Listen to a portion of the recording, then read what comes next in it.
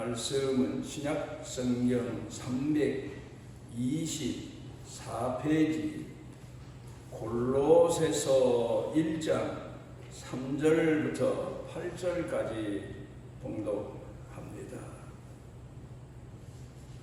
우리가 너희를 위하여 기도할 때마다 하나님 곧 우리 주 예수 그리스도의 아버지께 감사하노라. 이는 그리스도 예수 안에 너희의 믿음과 모든 성도에 대한 사랑을 들었음이요 너희를 위하여 하늘에 쌓아둔 소망으로 말미암음이니 곧 너희가 전에 복음 진리의 말씀을 들은 것이라. 이 복음이 이미 너희에게 이르매 너희가 듣고 참으로 하나님의 은혜를 깨달은 날부터 너희 중에서와 같이 또한 온 천하에서도 열매를 맺어 자라는도다. 이와 같이 우리와 함께 된 종 사랑하는 에바브로에게 너희가 배웠나니 이는 너희를 위한 그리스도의 신실한 일꾼이요 성령 안에서 너희 사랑을 우리에게 알린 자니라. 우리 한국의 그리스도인의 숫자가 한국 전체 인구의 20% 정도 된다. 평균 수치입니다. 그런데 그 중에서도 특별히 저 순천 지역, 여수 순천 지역이 다른 지역보다 그리스도인들의 수치가 높아지게 된 이야기가 있습니다. 여수 순천 지역에 가게 되면 다른 지역은 평균적으로 20%의 그리스도인들이 있다 그렇게 말하는데 여수 순천 지역은 35% 정도 된다. 높은 수치입니다. 그래서 그 지역에 가게 되면 대부분 유지들, 시장이나 그 외에 시의원들 이런 사람들이 대부분 그리스도인들이다 그렇게 이야기들을 합니다. 그런데 이렇게 된 것이 옛날 손양원 목사님이 애양원에 가셔서 집회를 하시고 계시는 동안에 그 역사적으로 여수 순천 반란 사건이라고 하는 사건이 있었는데 그때 공산 당원들이 이 목사님 손양원 목사님의 아들 21살과 20살 그 두 아들을 끌어다가 총살을 시킨 겁니다. 그 일로 인해서 그 일대가 큰 혼란에 빠지게 됐는데 결국 손양원 목사님이 이 두 아들 장례식에서 10가지의 감사를 피력한 내용이 지금까지도 우리에게 전해져 오고 있습니다만은 그 중에서 두 가지가 한 집에서 순교자가 하나만 나와도 영광이니 둘이나 나왔으니 하나님께 더 큰 영광이 아니겠습니까? 감사한 일입니다. 아들 둘이 공산당원들에게 총살을 당해서 그 장례를 집례하는데 아버지인 손양원 목사님이 10가지의 감사를 적어가지고 나와서 그 참석한 사람들에게 전한 유명한 얘기이기도 하지만 가슴 아픈 이야기이기도 합니다. 그리고 또 한 가지는 우리 두 아들을 미국으로 유학을 보내서 공부를 시키려고 했는데 미국보다 더 좋은 천국으로 갔으니 감사한 일입니다. 그런 내용들을 적어서 10가지의 감사를 그 장례 식장에서 성도들과 주변 사람들 모인 곳에서 손양원 목사님이 말씀을 하셨습니다. 그리고는 그 아들 둘을 끌어다가 총사를 시킨 그 청년을 양자로 삼아서 나중에 공부도 시키고 그래서 목사가 되게 한 유명한 이야기가 있습니다. 그래서 손양원 목사님에 관한 이야기를 할 때마다 책도 물론 그렇게 제목이 붙여졌지만 사랑의 원자탄 그런 내용입니다. 그러니까 우리가 원자탄 하면은 외정 36년 끝나면서 일본에 떨어진 히로시마에 떨어진 그 원자탄을 우리가 대부분 생각하게 되는데 일본 사람들이 이 동남아뿐만 아니라 미국까지도 영토를 넓히기 위해서 전쟁을 했다가 결국 미국서 이 일본의 원자탄 최초로 세계 역사 최초로 만든 원자탄을 터뜨려서 항복을 받아내게 됐는데 이제 그게 참 일본 사람들이 지금도 생각해 보면은 전쟁광이었나? 뭐 일본 사람 전부가 다 그런 건 아닙니다. 일본 사람들을 만나보면 그렇게 친절하고 상냥하다 뭐 그런 말들을 하는데 그 일본 자기 나라 민족을 이끈 지도자들이 얼마나 악랄했나 하는 것을 생각해 보게 되면 전쟁을 통해서 자기네 영토를 넓히고 주권을 넓히고 세계를 정복한다 그런 꿈을 가지고 전쟁을 일으켜서 그 나름대로 많은 땅을 정복하긴 했습니다. 뭐 한국도 우리 조선 땅도 정복하고 중국 땅도 얼마 정복해 들어가고 동남아는 많은 나라들을 정복하고 미국까지도 정복해 가는 그런데 그런 그 욕망의 꿈을 가지고 전쟁을 일으켰을 때 얼마나 많은 사람이 죽었습니까? 그러니까 일본 사람들 죽은 것뿐만 아니라 전쟁을 겪는 나라 사람들이 죽은 숫자는 또 얼마입니까? 전쟁터에 나가 죽은 사람도 많지만 전쟁 때에 또 일어나는 기근에 또 뭐 온역에 그 외에 여러 가지 사람들을 살기에 불리한 조건에서 얼마나 많은 사람이 죽었습니까? 그런데 그런 나라의 항복을 받아내기 위해서 미국이 원자탄을 가져다가 히로시마에 갖다가 떨어뜨렸는데 얼마나 큰 참상의 현장입니까? 뭐 그 얘기를 들어보면 보통 폭탄이 떨어져서 사람들이 막 완전히 산산조각 나버리고 흔적도 찾아볼 수 없는 이제 그렇게 죽는 사람도 있지만 이 원자탄은 그 이상 흔적조차 그 지역의 흔적조차 찾아볼 수 없는 이제 그런 참상이라고 말하지 않습니까? 그러면 원자탄 하나를 떨어뜨렸으면 그것으로 일본 왕이 또 그 통치자들이 무릎을 꿇고 항복을 해야 될 거 아닙니까? 그런데도 더 버티는 겁니다. 그런 참상을 겪고. 그러니까 안 되겠다 해서 나가사키에다가 우리는 되게 히로시마 생각만 하지만 나가사키에다가 원자탄 하나를 또 떨어뜨렸습니다. 엄청난 참상을 2번이나 겪고 나서야 일본이 항복하는 바람에 우리 한국 조선이 해방하게 됐고 또 동남아의 여러 나라들도 같은 해방을 맞이하게 됐습니다.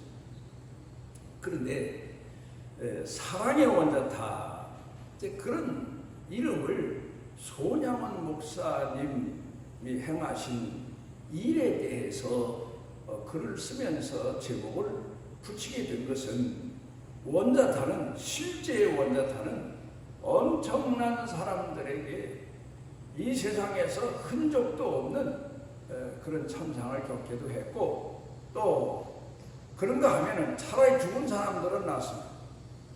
그 원자탄 떨어질 때에 일어나는 폭발뿐만 아니라 또 그 빛, 엄청난 빛을 몸에 받은 사람들은 평생토록 그게 그 사람뿐만 아니라 자손들까지에게도 그게 유전적으로 물려지는 병이 돼서 지금도 일본에 살고 있는 많은 사람들 중에 그 병의 후유증을 앓고 있다는 보고서가 있습니다. 그런데 사랑의 원자타 이보다 더한 사랑이 있을 수 있겠느냐? 아마 그런 내용에서 그 글을 쓴 분이 손양원 목사님 가족사를 쓰면서 제목을 붙인 것 같습니다. 원수들을 용서할 뿐만 아니라 자기 두 아들이 총살당해서 죽어서 장례 지내는 그 참으로 기막힌 현장에서 하나님 앞에 감사를 10가지나 적어가지고 나와서 불평하지 않고 원망하지 않고 그리고 장례를 진행했다는 것은 정말 세계 어디서도 찾아볼 수 없는 사랑의 이야기이기 때문에 그런 제목을 붙이지 않았나 그렇게 생각이 되어집니다. 그런가 하면 우리가 신약 성경을 보게 되면 사도행전에서 이제 그 사도들이 성령을 받고 복음을 열심히 전하는데 유대인들의 핍박은 더 가중되고 더 악랄해지게 됐지 않습니까? 그러다가 스데반 집사가 붙잡혀서 이제 돌로 맞아 순교를 당하는데 그 앞에 스데반 집사를 돌로 치는 사람들 앞에 이 사울이라는 청년이 있었다는 거 아닙니까?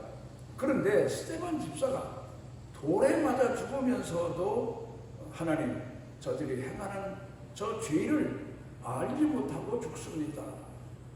용서해 주십시오.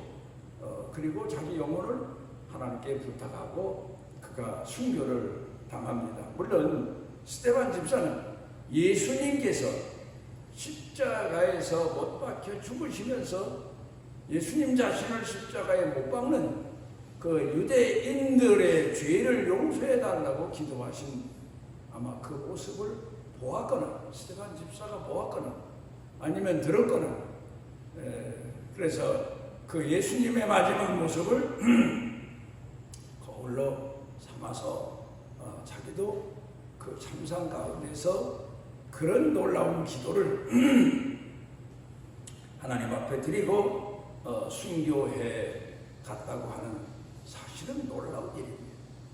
그런데 학자들이 말합니다. 스데반 집사가 자기 앞에서 자기를 돌로 쳐서 순교당하게 하는 죽게 하는 그 사람들을 위해서 용서해달라고 기도했기 때문에 하나님은 기도를 들어주시고 바로 그 스데반 집사를 돌로 때리던 사울이라는 청년을 회개시켜서 스데반 집사뿐만 아니라 예수님 뜻이기도 하고 사도들의 마음의 소원이기도 한 복음이 아시아뿐만 아니라 온 세계에 전파될 수 있는 계기를 하나님이 마련해 주셨다. 그렇게 말하고 있습니다. 어떻게 자신을 돌로 쳐 죽이는 사람들을 위해서 영혼을 불쌍히 여겨 주십시오. 용서해 주십시오. 그리고 순교를 당할 수 있을까? 그건 바로 하나님 손에 붙들린 신앙인들이 성령에 붙들린 신앙인들이 이 땅에서 억울하게 죽어가는 현장이라도 드리는 기도였다고 우리가 생각해 볼 수 있겠습니다. 우리 생각에 만약에 그때 스테반 집사가 또 아니면 손양원 목사님이 두 아들을 총살시킨 공산당들에 대해서 저주를 했거나 악담을 했다면 그 지역 주변에 오늘 한국에서 최고로 손꼽히는 35%나 된다는 그리스도인들이 있게 되는 지역이 될 수 있었을까? 스테반 집사가 악담하고 저주하면서 억울하지 않습니까? 그런 기도를 악담하고 억울해하면서 죽었다고 순교당했다고 하면 그 스테반 집사 앞에 있던 사울이 회개하는 역사가 일어날 수 있었을까? 우리가 생각해 보게 되면 참으로 기가 막힌 그런 기독교의 사랑의 역사, 또 어찌 보면 숭배의 역사, 희생의 역사, 그런 거를 돌이켜 생각을 해볼 수가 있겠습니다. 우리가 살아가면서 이렇게 가장 귀한 복이 뭐냐? 내가 어떤 현실을 오늘 살고 있는 현장일지라도 하나님의 말씀과 성령에 감동돼서 내 인생을 평가할 줄 알고 내 인생을 볼 줄 알고 내 형편을 돌이켜 감사할 줄 아는 것이 얼마나 귀한 복인가. 이 복이야말로 하늘의 복이다. 그렇게 생각해 볼 수가 있겠습니다. 우리 보통 사람으로서야 어떻게 그런 기도를 드릴 수 있고 어떻게 그런 긍휼을 베풀 수 있고 어떻게 자기 자식을 죽인 원수를 양자로 삼아서 공부시켜서 목사로 삼을 수 있고 어떻게 자기를 앞장서서 돌로 때려 죽이는 사람들을 위해서 용서해달라고 기도해서 그가 회개해서 기독교 복음의 역사에 크게 공헌하는 사람이 되게 할 수 있을까? 하나님의 말씀과 성령에 감동되지 않고는 결코 일어날 수 없는 일입니다. 일본의 우치무라 간조 목사는 유명한 분입니다. 일본 도쿄 시장 첩의 아들로 태어나서 온갖 구박을 받아가며 성장했는데 그가 구세군의 전도를 받고 예수를 믿고 신앙생활을 했는데 지금도 일본 역사에서 손꼽히는 성자와 같은 목사 그렇게 평가를 합니다마는 그분이 얘기하기를 사람이 세상에 살아가면서 가장 비참한 게 뭐냐? 줄이고 목마르고 참 우리가 요새 TV를 보다 보면 아프리카 지역에 그 줄이고 병들어 죽어가는 사람들 얘기를 많이 방영을 해요. 그저 찬조를 받기 위해서 그런 광고를 합니다마는 얼마나 비참한 광경입니까?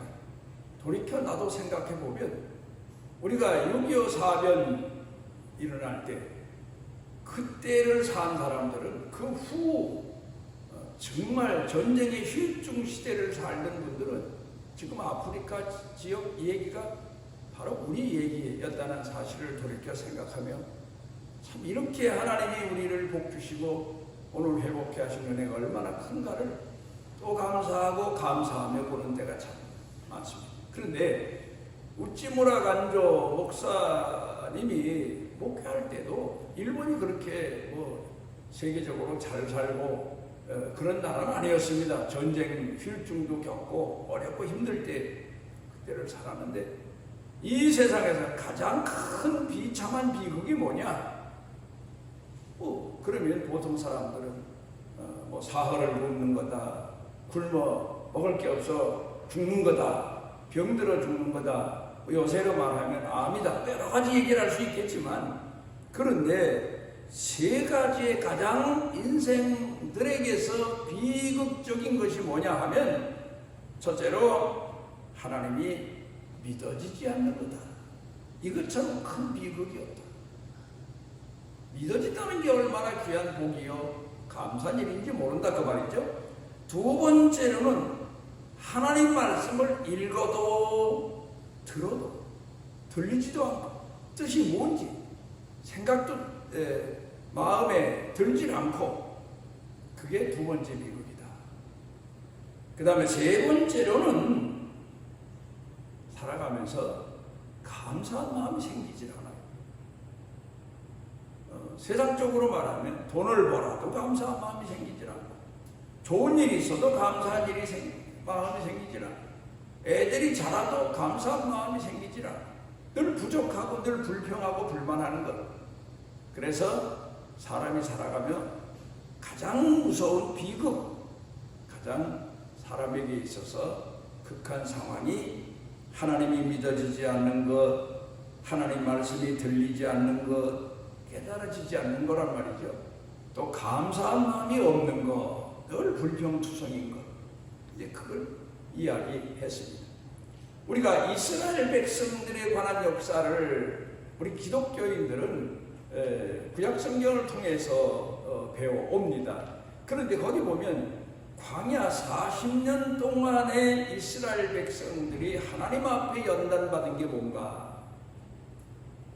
배고픔을 참는 것, 목마름을 참는 것, 어려움을 견디는 것, 그건 아닙니다. 그런 것 같지만 아닙니다. 감사의 훈련입니다. 그 어렵고 살기 힘든 광야에서 믿음을 통해서 얼마나 많은 감사를 깨닫고 얼마나 많은 은혜를 깨닫고 하나님을 의지하느냐 하는 믿음의 훈련입니다.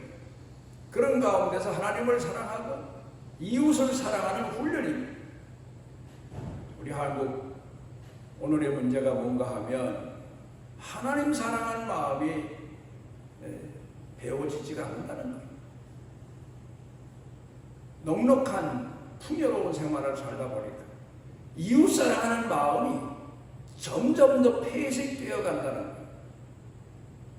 그래서 이웃에 대한 배려가 적어지게 되고 이웃에 대한 사랑이 적어지게 되고, 그러니까 참 우리가 신앙적으로 말하면 재난의 시대를 살고 있는 거예요.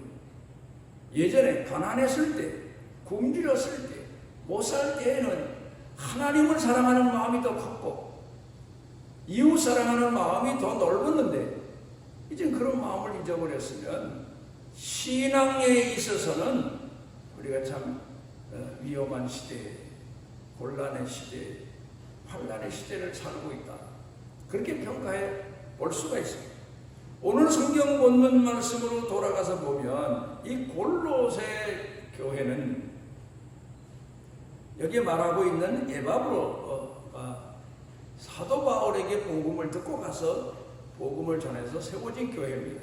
그리고 사도 바울이 감옥에 있으면서 아시아 7교회에게, 유대인들에게도 편지를 써서 보내는데, 사도 바울 순교 바로 직전에, 그러니까 사도 바울이 쓴 편지 중에 맨 나중에 쓴 편지다, 그렇게 학자들이 말합니다. 그런데 이 골로새 교회 성도들의 신앙을 오늘 사도 바울이 여기서 감사하면서 편지를 쓰고 있는데, 내가 직접 복음을 전한 것도 아니고 어떤 사도가 복음을 전한 것도 아닌데, 사도와 다를 바 없는 그런 사람들로부터 복음을 듣긴 들었지만 듣고 믿고 가서 복음을 전했는데, 이렇게 많은 복음의 열매가 맺히게 된 것이 얼마나 감사한 일인지 모른다. 그걸 얘기하고 있습니다. 여러분, 신앙이라고 하는 것은 내가 하나님 앞에 남들보다 다른 어떤 여건적으로 더 큰 복을 받아서 배경을 가져서 감사한 일이 많은 게 아니에요. 아주 작은 은혜라도 크게 생각하면 그 신앙이 바로 바른 신앙이고, 그 신앙이 바로 차원이 높은 신령한 신앙의 열매다. 그걸 생각해 볼 수 있습니다. 오늘 성경 본문에서 사도 바울이 복음의 열매에 대해서 이야기하고 있습니다. 우리가 농사를 지으면서 참 내가 금년에는 농사에 주력을 하지 않았는데 소득 열매가 참 귀하게 잘 익었다, 맺혔다 하면 그거야말로 놀라운 일 아닙니까? 그런데 어느 해는 내가 그렇게 주력을 다하고 내 헌신을 다하고 내 몸이 망가지면서까지 농사를 했는데 별로 소득이 적었다. 그런 해도 있잖아요. 그런데 오늘 성경 본문에 보면 사도 바울이 내가 너희에게 나아가서 너희를 어루만져 너희를 권고하고 사랑하고 감사하면서 양육하지 않았는데도 이렇게 귀한 신앙의 열매로 자랐으니 얼마나 감사한 일인지 그것은 사도 바울이 과도한 칭찬이 아니라 그들이 작은 은혜를 가지고 하나님 앞에 감사할 줄 알고 더 응답할 줄 알고 충성할 줄 아는 귀한 신앙인으로 자랐기 때문에 이런 칭찬과 그리고 격려의 글을 써서 보내고 있습니다. 오늘 역시 마찬가지입니다. 우리가 살아가면서 우리의 형편과 우리의 삶의 여건이 동일할 수가 없어요. 천층만층이고 어떤 사람은 좋은 여건에서 신앙생활하고 어떤 사람은 참 어떻게 저런 여건에서 하나님께 감사할 수 있을까 할 정도인데도 남들보다 더 감사하고 더 믿음이 견고하고 더 하나님 사랑이 그 가슴에 더 풍족한 그런 사람들을 우리가 만나보면서 놀라움을 금할 길이 없는 때가 참으로 많습니다. 이제 오늘 우리는 이 말씀을 통해서 우리 마음 가운데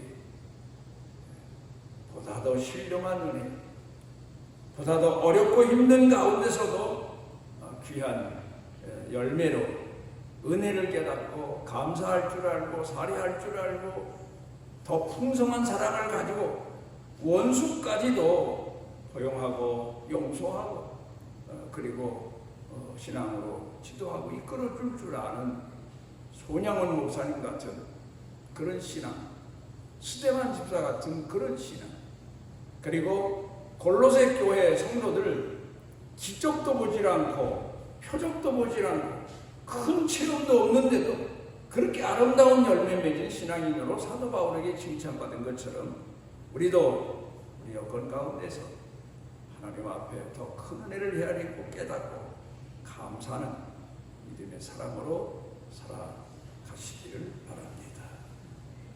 우리를 사랑하셔서 주의 자녀 삼아 주시고 우리가 알지 못하는 가운데 말씀과 성령을 통해서 우리 믿음을 양육해 주시고 하나님 앞에 살해할 줄 알고 감사할 줄 알고 응답할 줄 알고 하나님 사랑과 우리 이웃 사랑을 가슴에 품고 살아갈 수 있는 귀한 은혜의 길을 더해 주신 우리 주 우리 아버지께 감사와 찬양과 영광을 돌립니다.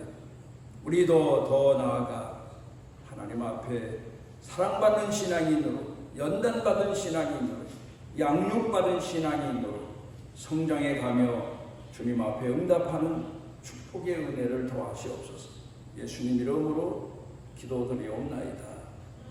이스라엘의 하나님 여호와께서 그 날개 아래 보호를 받으러 온 내게 온전한 상 주시기를 원하노니 우리를 힘들고 어려울 때에도 항상 포기치 아니하시고 함께하시고 세상 끝날까지 선한 목자로 함께해 주시는 우리 주 예수 그리스도의 무한하신 은혜와 우리를 만세전에 택하시고 세상 끝날 지나도록 영원토록 사랑하는 사랑을 가슴에 품으시고 사랑하시는 아버지 하나님의 망극하신 사랑과 우리 속에 내재하셔서 깨닫게 하시고 일으켜 주시고 위로해 주시고 치료해 주시고 힘있게 하시는 성령님의 능력의 은총이 사랑하는 자녀들 생각, 마음, 영과 육, 사는 생활, 가족, 식구들, 일터 경영, 그리고 온 교회 중에 넘치고 넘치도록 함께 하시기를 축원하옵나이다.